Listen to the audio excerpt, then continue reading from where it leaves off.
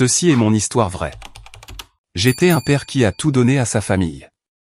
Je travaillais tous les jours, j'économisais chaque dollar, et je m'assurais qu'il n'ait jamais faim ni froid. Je pensais que lorsque je serais vieux, il prendrait soin de moi de la même manière que j'avais pris soin d'eux. Mais je me trompais.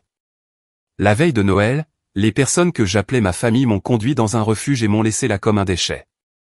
J'ai cru que ma vie était finie cette nuit-là, jusqu'à ce qu'une petite chose dans ma poche change tout. Avant de continuer, dites-moi d'où vous regardez et quelle heure il est. Et s'il vous plaît, abonnez-vous pour que plus de gens entendent mon histoire.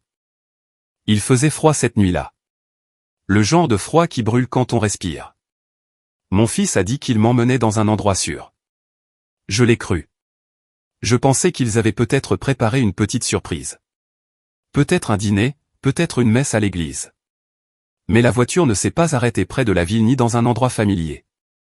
Elle s'est arrêtée devant un bâtiment en briques avec des lumières vacillantes et une pancarte qui disait « Refuge communautaire ».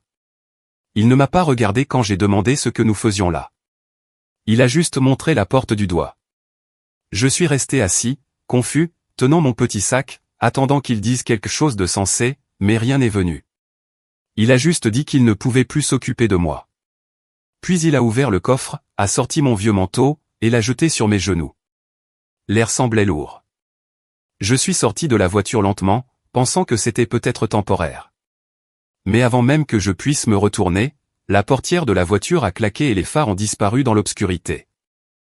Je suis resté là, seul, mon souffle formant de la buée devant moi, le vent froid transperçant ma veste fine. Un homme à la porte du refuge m'a regardé, a hoché la tête, et m'a tendu une planchette à pince pour que je m'inscrive. Pas de mots, juste la routine. J'ai écrit mon nom avec des mains tremblantes, essayant de ne pas pleurer devant des inconnus. Je n'avais jamais imaginé qu'après des décennies de travail, après avoir payé des factures, des hypothèques et des frais d'hôpital, ma dernière étape dans la vie serait ici, abandonnée comme un colis non désiré. À l'intérieur, l'air sentait la soupe et les produits de nettoyage. Des gens étaient allongés sur des lits de camp, enveloppés dans de fines couvertures. Certains parlaient doucement, d'autres dormaient déjà. J'ai trouvé un lit de camp vide près du mur et je me suis assis. Mes mains étaient raides à cause du froid, et je pouvais encore sentir la vibration du moteur de la voiture qui m'avait amené là. Je voulais croire que c'était un malentendu, qu'il reviendrait peut-être le matin. Mais au fond de moi, je savais qu'il ne le ferait pas. Les familles ne vous déposent pas dans un refuge la veille de Noël par erreur. Alors que j'étais allongé là cette nuit-là, j'ai pensé à toutes les années que j'ai passées à les élever. Les petits matins, les doubles journées de travail, les matins de Noël où je restais debout à emballer les cadeaux pour qu'ils se réveillent en souriant. J'avais donné tout ce que j'avais, du temps, de l'argent, de l'amour, sans rien demander en retour. Et c'était ainsi qu'ils me remerciaient. Ils ont dit qu'il n'y avait pas de place dans la maison. La maison que j'ai construite de mes propres mains. La maison que j'ai payée. La maison où je les ai autrefois portés jusqu'à leur lit quand ils étaient trop fatigués pour marcher. Dehors, je pouvais entendre des chanteurs de Noël au loin. Le son était doux, presque moqueur. Je me suis souvenu du temps où nous chantions comme ça ensemble. Ma femme, avant son décès, aimait Noël plus que tout. Elle aurait eu honte de voir ce que ses enfants étaient devenus. Je me suis retourné sur le lit de camp et j'ai essayé de dormir, mais le cadre en métal froid pressait contre mon dos. Je fixais le plafond, comptant les fissures, essayant d'empêcher mon cœur de se briser complètement. Un des bénévoles est passé et m'a tendu une petite tasse de café. Il était tiède, mais cela m'a semblé la chose la plus gentille que quelqu'un ait faite pour moi de toute la semaine. J'ai hoché la tête en guise de remerciement. Je n'ai pas parlé. Les mots semblaient trop petits pour le genre de douleur que je portais. Autour de moi, les gens ronflaient, toussaient, murmuraient dans leur sommeil. Certains priaient doucement. Je n'ai pas prié. Pas cette nuit-là. J'ai juste fermé les yeux et je me suis fait une promesse, que si jamais je sortais de ce refuge, je ne dépendrais plus jamais de personne. Pas d'un fils, pas d'un parent, personne. Je trouverais un moyen de me relever, même si cela devait me coûter jusqu'à la dernière parcelle de force qui me restait. Je ne savais pas comment. Mais je savais une chose avec certitude, la vie n'en avait pas encore fini avec moi. La première chose que j'ai ressentie ce matin-là n'était pas le froid. C'était la honte. Le genre de honte qui pèse lourdement sur votre poitrine et ne bouge pas. Quand j'ai ouvert les yeux, les lumières du refuge étaient encore faibles. Et le petit déjeuner était servi, des assiettes en carton, du gruau à queue, du café brûlé. Les gens faisaient la queue tranquillement, la tête baissée.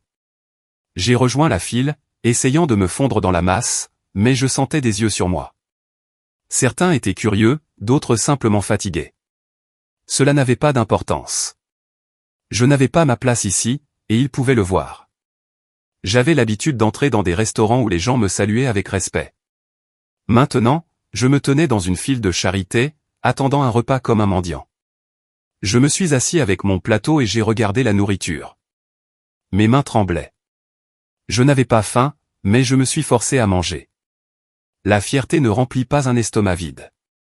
De l'autre côté de la pièce, un vieil homme se parlait à lui-même, marmonnant que ses enfants l'avaient oublié aussi. Une femme essuyait ses yeux discrètement en regardant une photo usée dans sa main. J'ai réalisé que je n'étais pas le seul à avoir été jeté par sa famille. Le monde extérieur prétend se soucier de la bonté, mais ici, dans cette pièce, on voit la vérité. Les gens ne vous aiment que lorsque vous êtes utile. Mon manteau était fin, le même que je portais depuis des années. La fermeture éclair était cassée, les poches déchirées. Je pouvais encore sentir la faible odeur de ma maison dessus, le poli à bois, la lessive, la chaleur d'un endroit qui n'était plus le mien. Je me suis frotté les mains pour me réchauffer, mais cela n'a pas aidé. Je voulais sortir, mais je ne savais pas où aller. Le refuge avait une règle, on pouvait partir, mais on ne pouvait pas revenir après la tombée de la nuit sans s'inscrire à nouveau. Je n'avais nulle part où aller, alors je suis resté. Quand j'ai regardé par la fenêtre, la neige tombait. Je pouvais imaginer ma famille à l'intérieur de ma maison, mon fils assis près de la cheminée, sa femme souriant, le sapin illuminé dans le coin. Ils étaient probablement en train d'ouvrir des cadeaux, de dîner, de prétendre que je n'avais jamais existé. Peut-être disaient-ils aux gens que je séjournais dans un endroit confortable. Les gens comme eux mentent toujours pour se donner une belle image. Ils n'ont pas dit qu'ils m'avaient abandonné ici parce que j'étais trop lent ou trop de travail. Ils n'ont pas dit qu'ils m'avaient laissé la veille de Noël avec rien d'autre qu'un petit sac et de vieilles chaussures.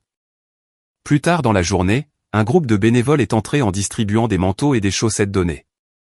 L'un d'eux m'a souri et m'a demandé si j'avais besoin de quelque chose. Je voulais dire, une maison, mais j'ai juste hoché la tête et pris ce qu'elle me donnait. Le manteau était 2 tailles trop grand, mais il était chaud. Ce petit acte de gentillesse m'a semblé plus grand que tout ce que ma propre famille avait fait depuis des années. J'ai réalisé que des étrangers avaient plus d'humanité que les gens que j'avais élevés. Je suis retourné à mon lit de camp après le dîner. Le bruit dans la pièce s'est intensifié.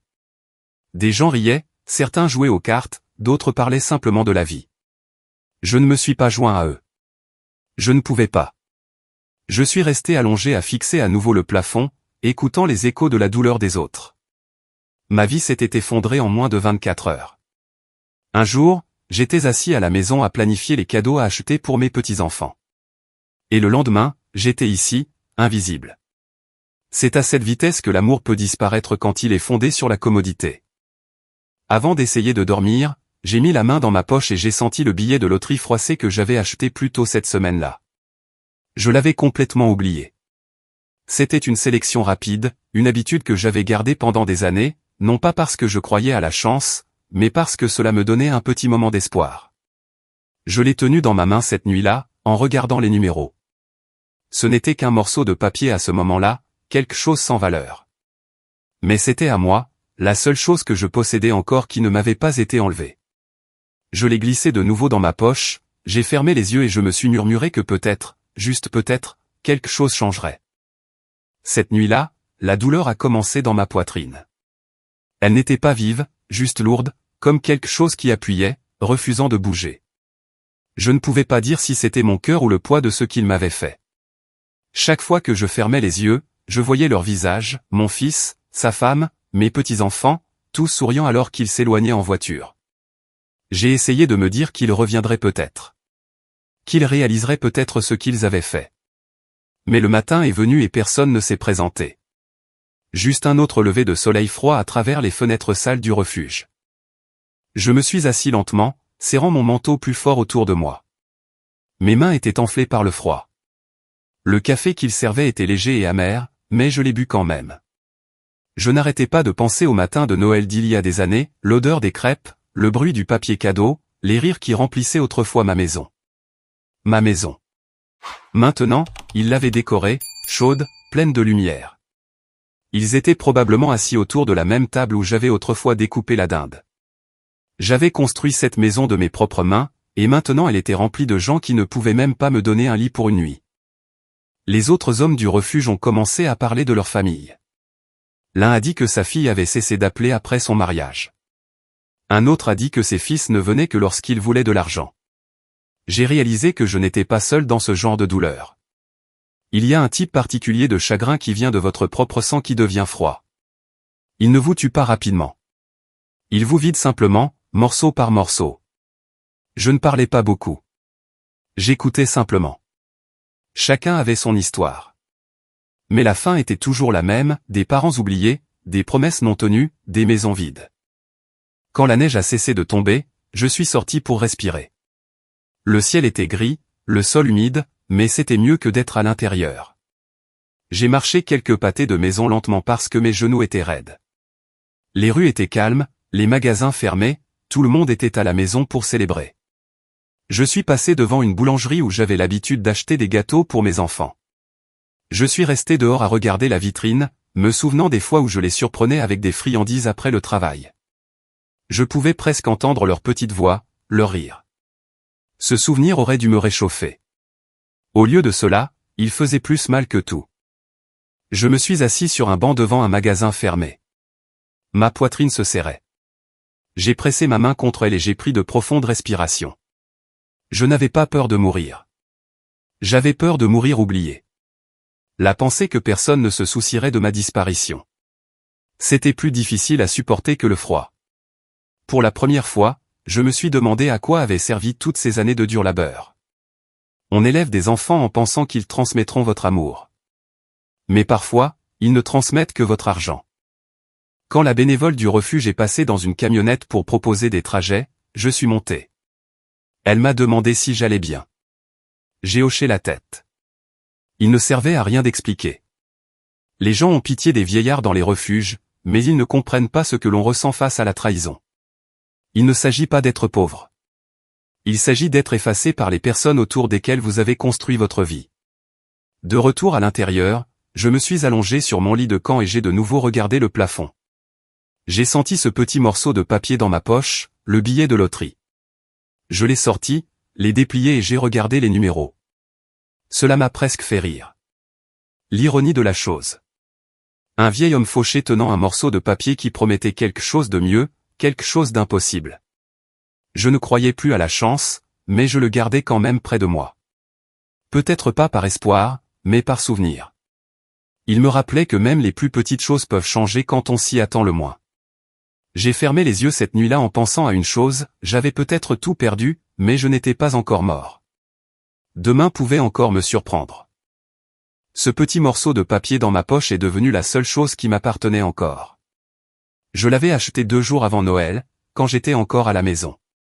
Mon fils m'avait envoyé à l'épicerie du coin pour faire des courses. Il me restait quelques dollars après avoir payé ce qu'il avait demandé, et sans réfléchir, j'ai acheté un billet de loterie, un seul. Ce n'était pas un plan ou un rêve. C'était une habitude. Chaque semaine depuis des années, j'achetais un billet, je le grattais et je le jetais. Je n'ai jamais gagné plus de quelques dollars. Mais cette fois, pour une raison quelconque, je ne l'ai pas jeté.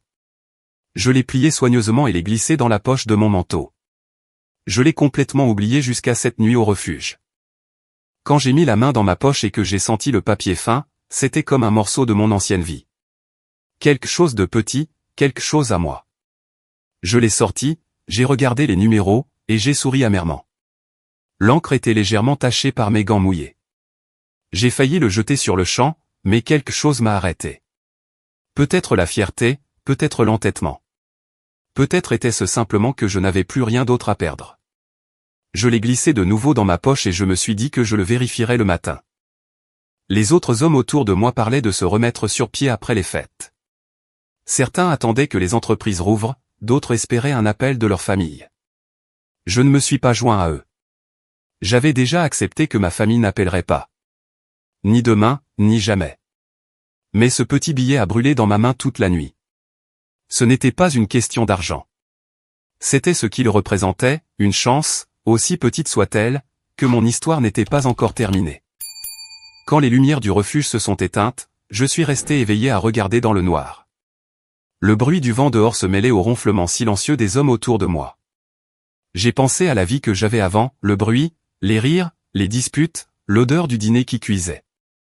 Maintenant, tout ce que j'avais, c'était le silence et un morceau de papier qui ne signifiait probablement rien. Mais malgré tout, je ne pouvais pas le jeter. Je le tenais dans ma paume comme si c'était quelque chose de vivant. Tôt le lendemain matin, avant que quiconque ne soit levé, je me suis assis près de la vieille télévision dans la salle à manger. C'était un petit écran qui vacillait avec de la statique, réglé sur les nouvelles du matin. L'air sentait le café brûlé et l'eau de Javel. Je ne m'attendais à rien. Je voulais juste me distraire. J'ai déplié à nouveau le billet et j'ai regardé les numéros 4, 12, 19, 27, 33 et 48. Je les ai murmurés dans ma tête plusieurs fois, comme une prière à laquelle je ne croyais pas. Puis j'ai attendu que le présentateur lise les numéros gagnants. Assis là, j'ai pensé à l'ironie de tout cela, moi, assis dans un refuge, tenant un billet sans valeur pendant que ma famille était assise dans ma maison chaude. Ils ne se souvenaient probablement même pas de mon existence. Je me suis frotté les mains pour les réchauffer et j'ai regardé l'écran. Les présentateurs des nouvelles souriaient, joyeux, parlant des gagnants des fêtes et des miracles. Tout cela semblait faux, comme une blague qui n'était pas drôle. Mais quand le segment de la loterie est arrivé, mon cœur a sauté un battement. Ils ont commencé à lire les numéros un par un, 4, 12, 19, 27, 33, 48. J'ai cligné des yeux.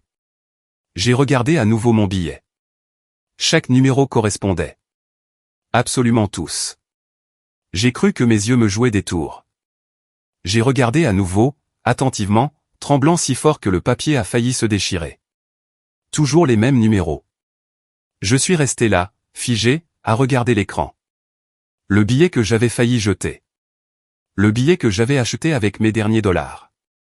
Celui que j'avais oublié dans la poche de mon manteau. Il valait 5 millions de dollars. Mais je n'ai pas sauté.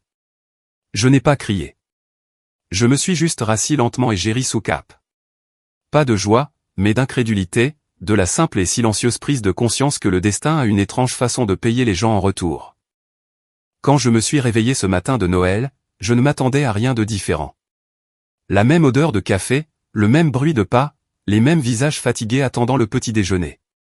Mais la petite télévision dans la salle à manger du refuge était déjà allumée, diffusant les nouvelles du matin. Je me suis assis à l'une des tables en plastique, tenant mon billet de loterie froissé. Mes mains tremblaient à cause du froid. J'ai déplié le papier lentement, essayant de lisser les plis. Je ne pensais pas qu'il valait grand-chose, probablement un autre billet perdant comme tous les autres. Pourtant, je l'ai regardé une dernière fois avant de le jeter. L'écran affichait des couleurs vives et des voix joyeuses. Les présentateurs des nouvelles souriaient, parlant de miracles de Noël et de bonne fortune. Puis le segment de la loterie est arrivé. J'ai presque détourné le regard, mais quand ils ont commencé à lire les numéros gagnants, quelque chose en moi s'est figé. Un par un, chaque numéro correspondait au mien, 4, 12, 19, 27, 33, 48. Mon cœur s'est mis à battre si fort que j'entendais à peine le reste. J'ai vérifié à nouveau, puis encore une fois. Chaque numéro correspondait. J'ai cligné des yeux avec force, pensant que c'était une sorte d'erreur. Je me suis frotté les yeux, je me suis penché plus près de l'écran et j'ai tenu le billet à quelques centimètres de mon visage. Mais c'était réel. Le présentateur l'a répété. Le gros lot était de 5 millions de dollars. Le refuge est devenu silencieux quand je me suis levé, serrant soudainement le billet à deux mains. Quelques personnes se sont retournées pour regarder. Je ne pouvais pas parler. Je ne pouvais même pas respirer. Je regardais simplement la télévision pendant que le monde s'estompait autour de moi. Un bénévole s'est approché et m'a demandé si j'allais bien. J'ai hoché la tête, mais des larmes ont commencé à couler avant même que je ne m'en rende compte. Pas de tristesse, mais d'incrédulité. Je n'avais rien. Ni famille, ni maison, ni même une paire de chaussures convenables.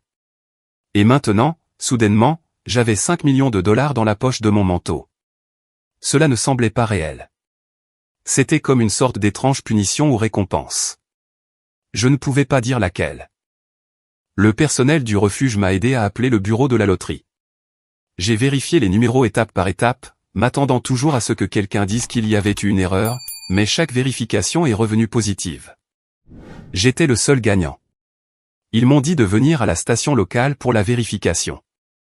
Le personnel du refuge a commencé à applaudir. Certains ont tapé dans leurs mains. Un homme m'a tapé sur l'épaule et a dit que j'étais le miracle de Noël de cette année-là. Je ne savais pas quoi dire.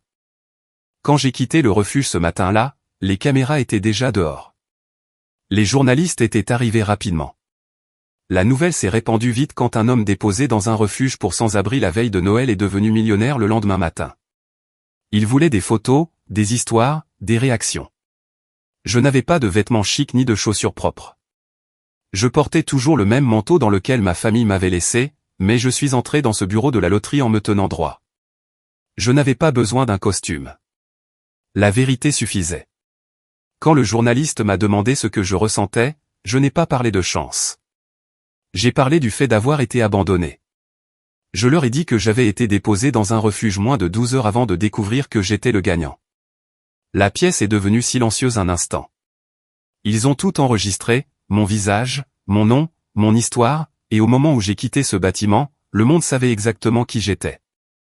Je n'ai pas beaucoup souri ce jour-là. Les gens s'attendaient à ce que je sois excité, que je saute de joie et que je célèbre. Mais je ne pensais pas à l'argent. Je pensais à la portière de la voiture qui avait claqué à mon visage la nuit précédente. Au visage qui m'avait laissé dans le froid.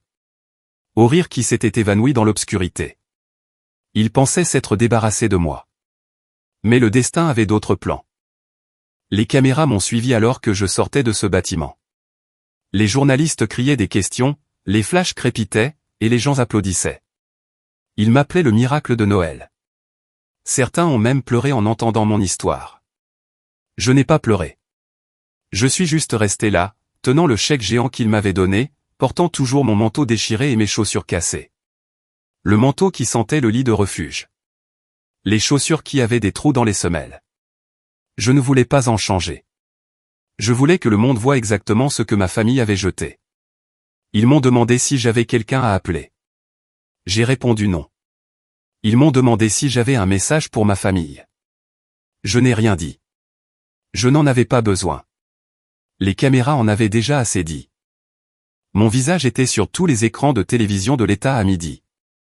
Mon nom était en tendance en ligne. L'homme qui avait été laissé dans le froid tenait maintenant 5 millions de dollars. Chaque plan, chaque mot, chaque histoire diffusée rendait la vérité plus forte. Ce n'était pas moi qui étais brisé. C'était eux. Le personnel du refuge m'a serré dans ses bras avant mon départ. Certains pleuraient. Les mêmes personnes qui n'avaient rien étaient sincèrement heureuses pour moi. Cela m'a touché plus que l'argent. Des inconnus ont montré plus d'amour en quelques heures que ma famille ne m'en avait montré en des années. J'ai pris des photos avec eux avant de partir.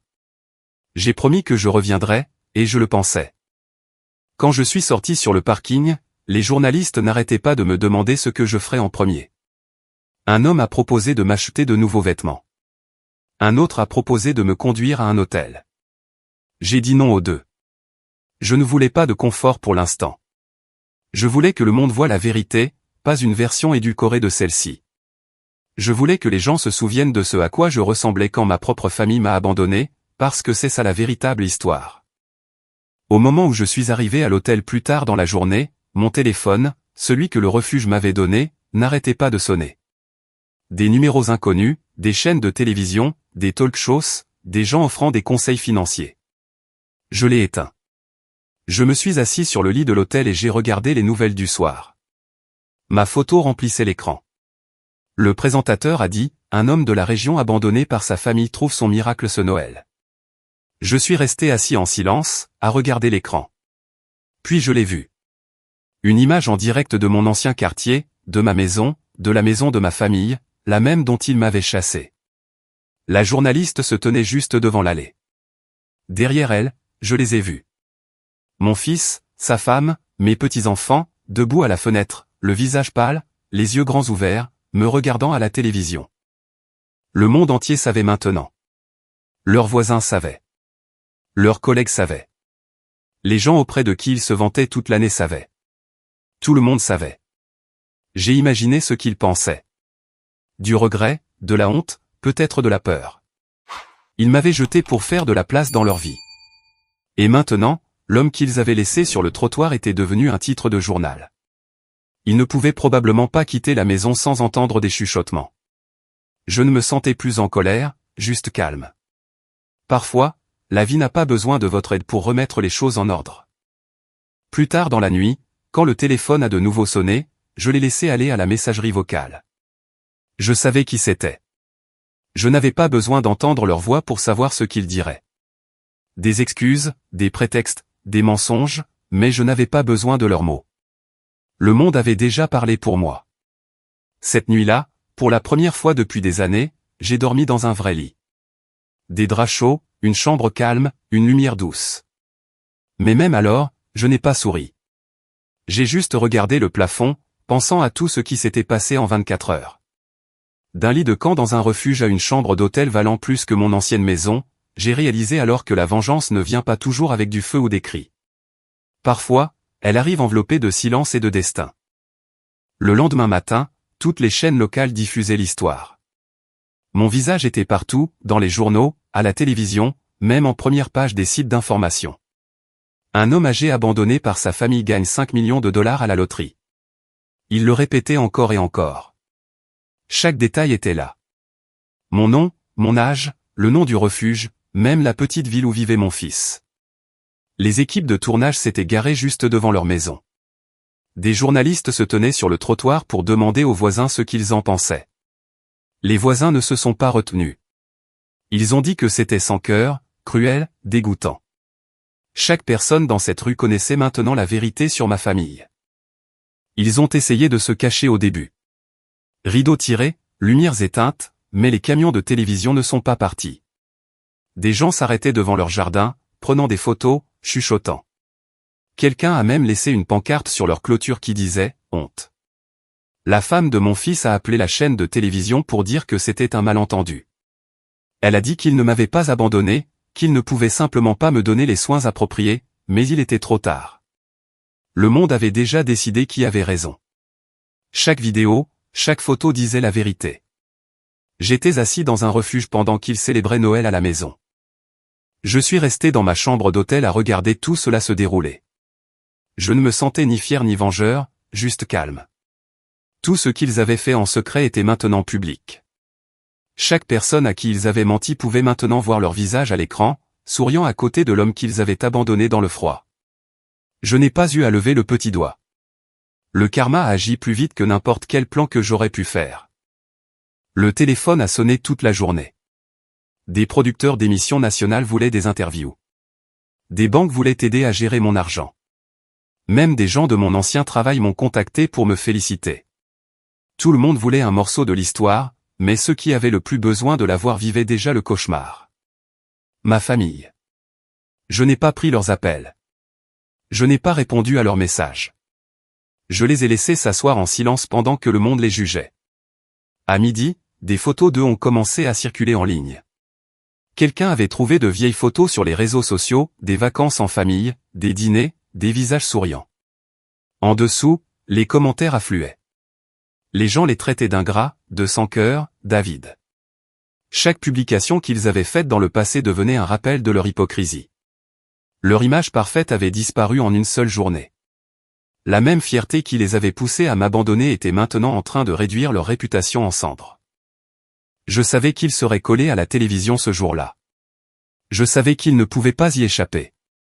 Chaque fois qu'ils changeaient de chaîne, j'étais là, le vieil homme qu'ils avaient mis dehors. Chaque fois qu'ils regardaient leur téléphone, il y avait un autre article, un autre titre, un autre rappel. Leur monde était construit sur la prétention d'être de bonnes personnes, et maintenant tout le monde savait mieux. Le lendemain matin, mon fils a essayé de parler aux journalistes dehors. Il a dit qu'il regrettait profondément ce qui s'était passé, mais les caméras ne se souciaient pas de son regret. Elles se souciaient de l'image d'un homme essayant de réparer ce qui ne pouvait pas être réparé. Quand il est allé au travail, son patron l'a renvoyé chez lui. Son entreprise ne voulait pas de cette attention. Ma belle-fille a complètement cessé de sortir. Mes petits-enfants ont arrêté de poster en ligne. En moins de 48 heures, leur vie a été bouleversée. Non pas à cause de ce que j'ai dit, mais à cause de ce qu'ils ont fait. Je suis resté silencieux. Je n'ai pas donné d'interview. Je n'ai rien posté. Le silence leur faisait plus de mal. Ils ne pouvaient pas déformer mes paroles car je ne leur en ai donné aucune. Chaque titre parlait de lui-même. Chaque spectateur pouvait voir quel genre de personnes ils étaient. Pendant des années, ils m'avaient dépeint comme le vieux fardeau. Maintenant, le monde voyait la vérité. Ils n'étaient pas des soignants. C'étaient des lâches. Cette nuit-là, j'ai éteint la télévision et je me suis assis près de la fenêtre de l'hôtel. Dehors, la neige tombait à nouveau, tout comme la nuit où ils m'ont laissé. Mais cette fois, je n'avais pas froid. Je n'avais pas faim. Je n'étais pas oublié. La même neige qui me couvrait dehors devant ce refuge tombait maintenant en silence devant ma fenêtre, comme si le monde effaçait tranquillement toute trace de leur cruauté. Le 3e jour, le téléphone n'arrêtait pas de sonner. Les appels venaient de toutes les directions, journalistes, banques, anciens voisins, parents éloignés, et enfin, ma famille. Au début, j'ai ignoré tous les numéros que je ne connaissais pas. Mais ensuite, je l'ai vu.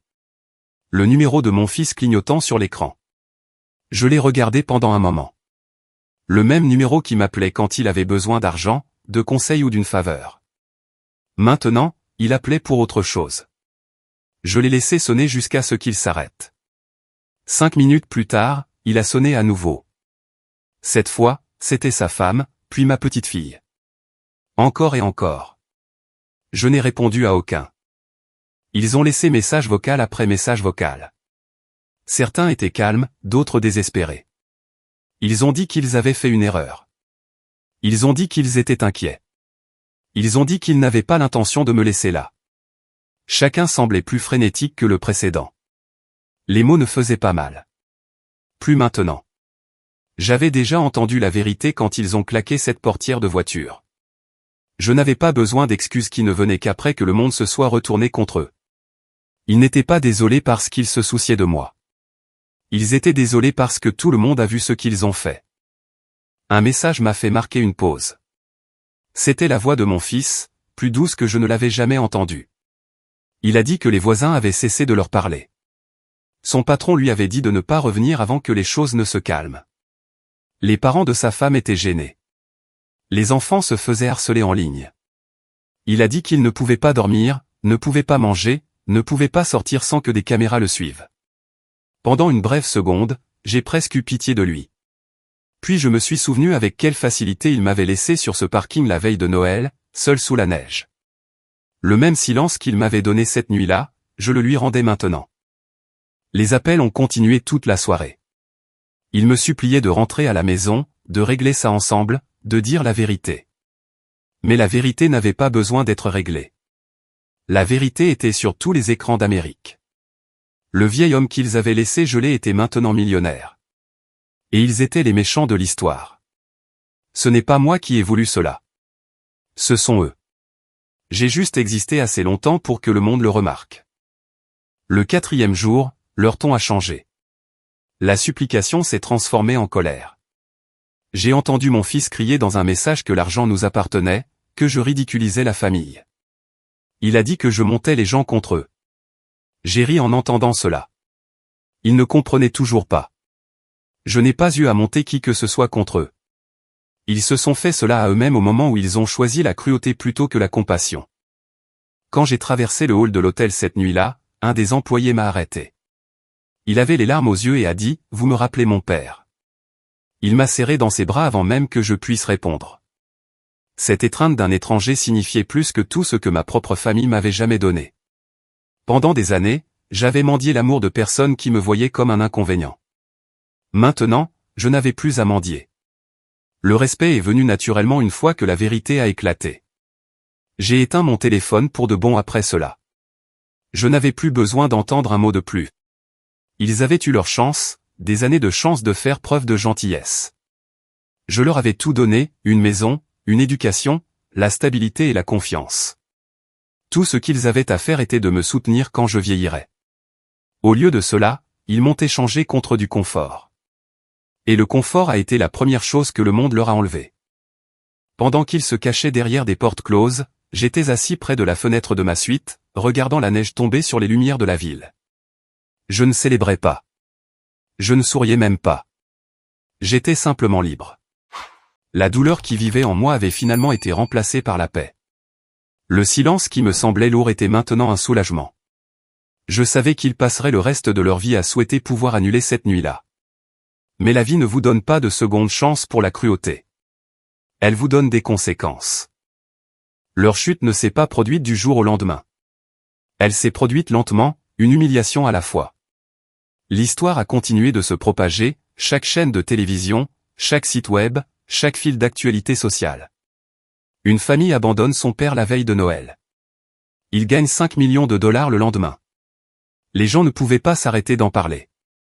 Le nom de mon fils n'a pas été mentionné au début, mais Internet ne met pas longtemps à trouver ce qu'il veut. En une semaine, son nom complet, son adresse et les photos de ses réseaux sociaux étaient partout. Ses collègues l'ont vu, son patron l'a vu, ses clients l'ont vu, tout le monde savait. Il a complètement arrêté d'aller travailler après ça. L'entreprise a publié une déclaration disant qu'elle ne soutenait pas son comportement. Ils ne l'ont pas licencié officiellement. Ils ont juste cessé de lui donner des quarts de travail jusqu'à ce qu'il démissionne de lui-même. Sa femme a essayé de faire du contrôle des dommages en ligne. Elle a écrit de longs messages sur la façon dont les médias avaient déformé l'histoire et comment ils ne voulaient pas faire de mal, mais personne ne l'a cru. Les gens ont répondu avec des captures d'écran de mon interview. Ils ont souligné les dates, les photos, le rapport de police montrant qu'elle et mon fils m'avaient déposé au refuge. Plus elle se défendait, plus la situation empirait. Finalement, elle a supprimé tous les comptes qu'ils avaient, mais les captures d'écran n'ont jamais disparu. Internet n'oublie jamais. Puis sont venus les voisins. Ils ont arrêté de faire signe de la main. Certains traversaient la rue quand ils les voyaient. Leurs enfants ont arrêté de jouer avec mes petits-enfants. Tout le monde les connaissait comme « cette famille ». La honte ne s'est pas estompée. Elle est devenue plus forte chaque fois qu'ils mettaient le pied dehors. Même le journal local a publié un titre le qualifiant de « leçon de karma ». Mon fils n'a pas pu le supporter. Il a commencé à boire. Sa femme est partie vivre chez ses parents pendant un certain temps. La maison qui était autrefois pleine de rire est devenue silencieuse. Les factures se sont accumulées. Sans emploi et sans économie, ils ont commencé à vendre des choses, des meubles, des bijoux, la deuxième voiture. Chaque semaine, quelque chose d'autre disparaissait de cette maison. Je le savais parce que les journalistes continuaient de m'envoyer des mises à jour. Ils me demandaient si je voulais commenter. Je ne l'ai jamais fait. Il n'y avait plus rien à dire. Chaque action qu'ils prenaient n'était qu'une autre conséquence de ce qu'ils avaient fait. Finalement, la maison a été mise en vente. La même maison dont ils m'avaient chassé, celle que j'avais construite de mes mains, brique par brique. Ils ont essayé de le cacher en disant qu'ils prenaient plus petit, mais tout le monde connaissait la vérité. Personne ne voulait l'acheter non plus. Les gens disaient qu'elle avait une mauvaise atmosphère. Ils disaient qu'elle était maudite. Peut-être l'était-elle. Peut-être que la malédiction n'était pas la maison. Peut-être que c'était la cupidité qui y vivait. Au printemps, ils vivaient dans un petit appartement de l'autre côté de la ville. Fini les grands dîners. Fini les invités. Mon fils a trouvé un travail à temps partiel dans une quincaillerie. Sa femme a trouvé un emploi de nettoyage de bureau. Ce n'est pas l'argent qui les a brisés. C'est la perte de respect. Les gens ont cessé de leur faire confiance. Même leurs propres parents les évitaient. Ils ne pouvaient pas effacer ce qu'ils avaient fait parce que c'était partout. Chaque Noël, leur nom réapparaissait dans les rediffusions des actualités. Chaque année, le même rappel. Je ne leur ai pas rendu visite. Je n'ai pas envoyé de message. Je n'en avais pas besoin. Le monde avait tout fait pour moi. Il y a une étrange sorte de justice qui vient sans mots. Quand la vérité devient trop lourde pour que les mensonges la portent, ils avaient ri en me laissant sur ce parking, pensant que je disparaîtrais tranquillement. Au lieu de cela, ils sont devenus ceux dont les gens chuchotaient. Un journaliste m'a dit qu'ils essayaient de tourner la page, peut-être même de quitter la ville. Mais je savais mieux. On ne peut pas échapper à la culpabilité. On peut changer d'adresse, mais pas de nom. Où qu'ils aillent, l'histoire suivrait. Ils n'ont pas perdu d'argent. Ils ont perdu leur dignité. Ils n'ont pas perdu le confort. Ils ont perdu la paix. Et chaque fois qu'ils voyaient une autre histoire sur moi et dans les refuges, faisant des dons de nourriture, construisant des maisons pour les gens qui n'avaient nulle part où aller, ils devaient vivre avec la vérité que l'homme qu'ils avaient abandonné s'était élevé plus haut qu'il ne l'avait jamais fait. Leur punition n'était pas la pauvreté. C'était de me regarder reconstruire la vie qu'ils avaient détruite. Quand le bruit s'est finalement estompé, la paix est venue tranquillement. Pas de caméra, pas d'interview, pas de journaliste, juste des matins calmes et de longues promenades le long de la côte. J'ai acheté une petite maison avec vue sur l'eau. Rien de luxueux, juste propre et chaleureuse. Le genre d'endroit où le silence est sécurisant plutôt que solitaire. L'air sentait le sel. Les vagues frappaient les rochers de manière régulière et lente. Et chaque matin, je m'asseyais sur le porche avec un café, pensant à la façon dont la vie avait tourné. Je n'étais plus en colère. La colère s'était consumée bien avant que l'argent n'arrive. Ce qui restait était quelque chose de plus fort, la clarté. J'ai appris que la paix ne vient pas de la victoire. Elle vient du lâcher-prise. Je n'ai pas acheté de voiture ou de bijoux. Je n'ai pas couru après les gros titres ni ne me suis vanté. J'ai dépensé mon argent pour des choses qui comptaient. La première chose que j'ai faite a été de retourner au refuge. Je ne leur ai pas dit qui j'étais au début. Je suis juste entré, je me suis assis et j'ai écouté. Certaines des mêmes personnes étaient toujours là. Des hommes qui avaient été oubliés par leur famille. Des femmes qui luttaient encore pour survivre. Je connaissais leur douleur. Je l'avais vécu. Quand ils ont réalisé qui j'étais, certains ont pleuré, certains ont souri, certains m'ont juste serré la main. Je me suis assuré qu'ils aient tous de nouveaux lits, des repas chauds et des vêtements propres. J'ai payé le chauffage du refuge pour tout l'hiver. Cet endroit m'a donné un toit quand personne d'autre ne le voulait, et je voulais qu'il reste debout pour toujours. Après cela, j'ai créé un petit fonds pour les personnes âgées qui n'avaient nulle part où aller. Discrètement, sans grandes annonces, sans caméra, sans discours. Je me suis juste assuré que personne n'aurait plus jamais à ressentir le froid comme je l'ai ressenti cette veille de Noël. J'ai aidé à construire des rampes pour fauteuils roulants, à réparer des toits et à payer des factures d'hôpital pour des étrangers. Cela n'a pas fait de moi un héros. Cela m'a juste rendu à nouveau humain. Aider les autres m'a redonné le morceau de moi-même que ma famille avait essayé de prendre. Parfois, je voyais mon nom apparaître à nouveau aux nouvelles. De petites histoires sur des dons, de bonnes actions. Ma famille a dû les voir aussi. Peut-être qu'ils regardaient depuis ce minuscule appartement où ils ont fini. Peut-être qu'ils éteignaient la télévision quand mon visage apparaissait. Je m'en fichais. Je n'avais plus besoin de vengeance. Ils avaient déjà été punis par leurs propres actions. Je leur ai pardonné en silence, non pas parce qu'ils l'ont demandé, mais parce que j'avais besoin d'avancer. Garder de la haine vous coince au même endroit que les gens qui vous ont blessé. Lâchez prise est ce qui vous libère. Je ne les ai jamais rappelés, jamais visités. Je n'avais pas besoin de voir le regret dans leurs yeux pour savoir qu'il était là.